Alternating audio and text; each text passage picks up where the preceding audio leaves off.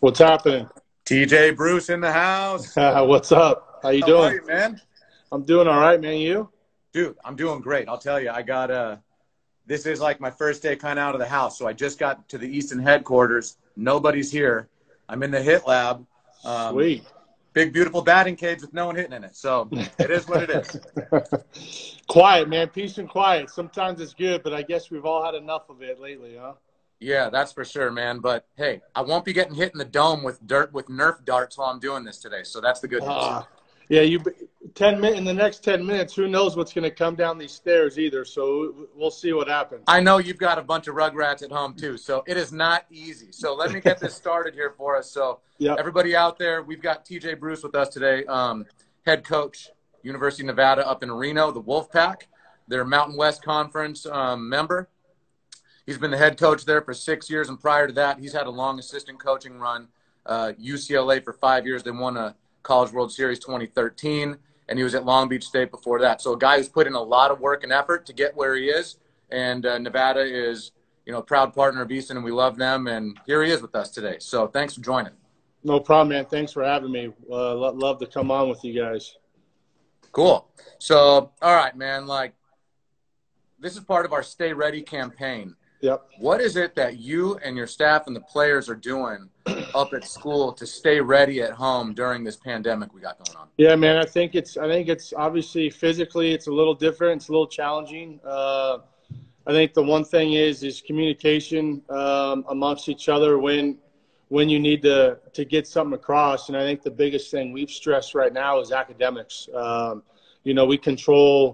control a lot of your players' time and hours and whatnot throughout the day, and now all of a sudden you're sending them off back home, and so just focusing them and how important finishing the semester is strong academically. In terms of our staff and even our team, we've zoomed a little bit, but not we haven't overdone it, and I think that's part of building an identity of who you are, and I'm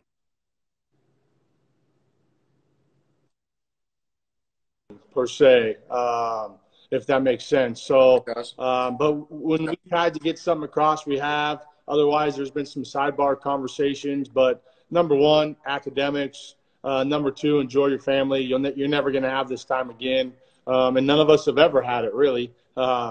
So we've tried to really hit home with those two things.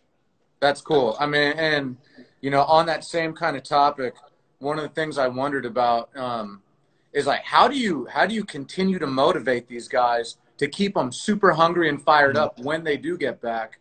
Obviously, education's important, man. They ain't going to play next year if they don't have good grades right now. So how do you keep them motivated?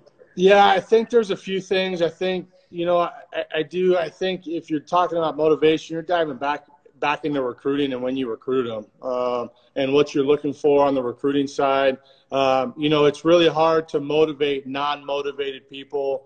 It's really hard to motivate non-passionate people. So I think that's kind of a two-sided question, right? You want to do all that.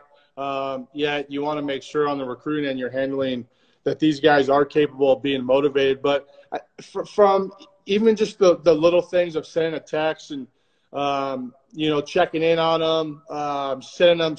I think this Kobe series right now, the Michael Jordan series, The Last Dance, is huge right now during this time. Hey, did you see that? This is what we're talking about. This is what we've talked about, and just trying. A few times a week or once a week, you're just sending little snapshots about your program. And then I think at the end of the day, you'll start, where do you want to be? Okay, well, I want to be in Omaha. Okay, got it. Well, good. That's a good thing. And then how can we get there?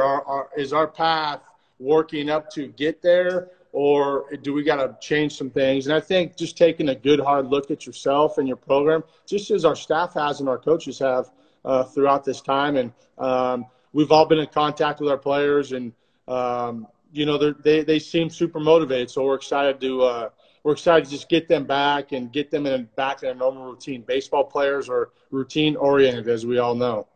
Yep, I like it. I mean, routine is something that guys continually talk about. You got to wake up each day with a purpose, and keep that motivation. And so I'll jump ahead. I had a couple of questions, but while we're on it, you mentioned kind of the guy that you're looking for to be a Wolfpack baseball player. I mean, it's a motivated, passionate, hungry guy.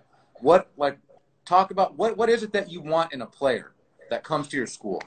Well, I grew up obviously in Southern Cal, and I coached and played at Long Beach State. But before that, it goes back to Cerritos College. You know, Wally Kincaid, Dave Snow, Mike Weathers, George Horton, Brian Hunter, Bill Mosiello, all these guys throughout college baseball that grew up playing the Cerritos College way. And I would say our program's really blue collar.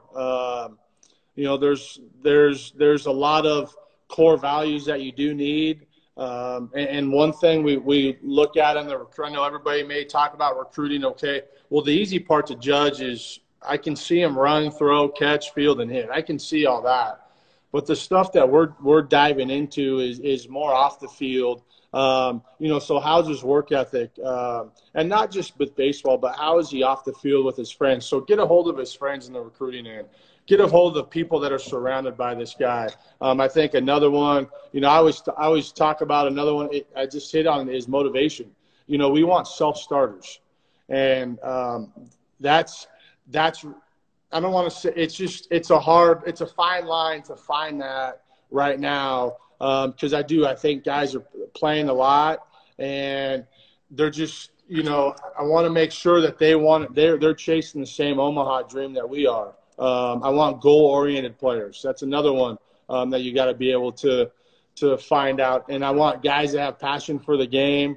And the last one is desire to be the best. And those are, you know, they seem pretty cliche for sure, but I think if you dive into it and you size up your team every year and you go with those 5 things, you know, how many of those guys do you have? And I would think the teams that are winning conference championships and moving on, a lot of those guys have those characteristics. Those are great tips for the kids watching at home of what to try and prep for. I mean, this is a great time for kids to focus on things they may not be so good with, like learning the game. And I watched an interview last week or maybe 2 weeks ago with Horton, and it was unbelievable. Like, he was talking about learning the game and, like, everything. Like, how far is it from home plate to second base? And he's like, most kids have no clue. Most coaches don't even know. Like, it's a weird number. It's like something in 3/8. I don't even know. Yeah, 127. Yeah. So it is a good time for kids to sit at home and learn. And I think the learning going on right now through this thing is what I've been impressed with, like the access to knowledge that even a coach like you can learn, like sitting at home. It's cool. No doubt. I mean, and I think that's what you know, normally this time happens as a coach during the summer, but you're also recruiting, right? You want to try to dive into your program.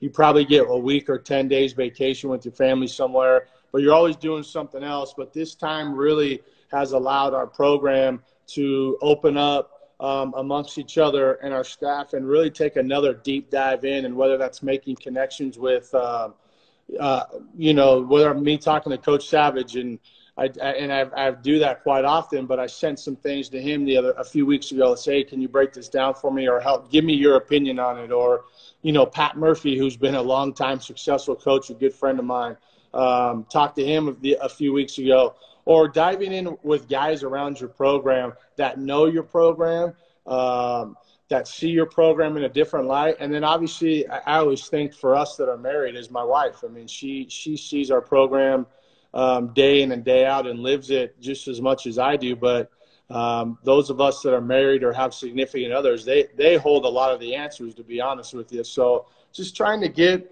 a good gauge about people around, and you can't be afraid to grow. And I think that's what we're all trying to do, is grow and be better. And that's what this time is used for. So these players out there, man, this is a chance to go talk to your buddies, go talk to people that have seen you on TV, go talk to some people and get the bird's eye view of some things.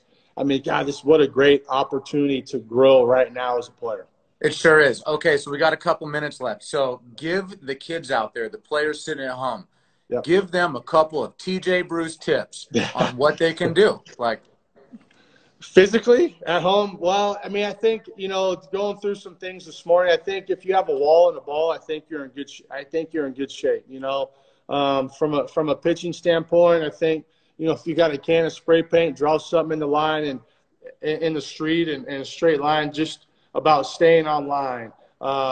Your dry run drills, put your back up against the wall as you're coming from a delivery, as part of your delivery and getting down the slope. I mean, all those things to kind of keep you upright, and stuff that you take advantage of when you're doing it at practice every day. I think as an infield, I mean, if you use weighted balls as a pitcher, you got you got 5 or 6 walls sometimes to houses. Throw the ball against the wall. It's a great time to build something. Yeah. You can build one of those wall balls or one of those plyo balls, walls in your garage somewhere. Infielder, I mean, tennis ball and a wall. I mean, what else do you need? You can go one hand. I mean, come on, you can go one-handed, two-handed, you can stagger your feet, you can go backhand. I mean, you can do so many different things in terms of just repetition, hand-eye, and then obviously offensively, I think if you have a tee and a net, go buy yourself, a $20 net and get a tee. Get an Easton tee too, by the way. And then, yeah, you can hit into the net, man. I think in a mirror, you get a mirror, a tee, a net, and now all of a sudden you're getting constant feedback. You got iPhones, film yourself. There's so many different things you can do, and it's no different than what we do with our kids running around the house doing the same thing. It's even as little. You got any broken windows in there yet? We just replaced our garage because we had a broken garage window. I've got 2. It's terrible.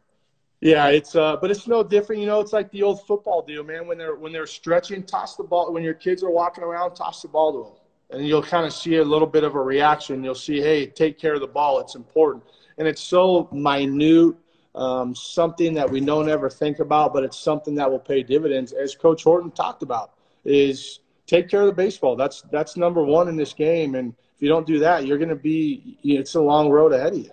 Yep. Dude, TJ, you are the man. Great insight today. We're pumped on Nevada Wolfpack. Appreciate you having me, and stay healthy. We will. Dude, stay safe, stay healthy, stay hungry. Go get them. All right, buddy. See ya. Thanks for jumping on, man. Man, see ya.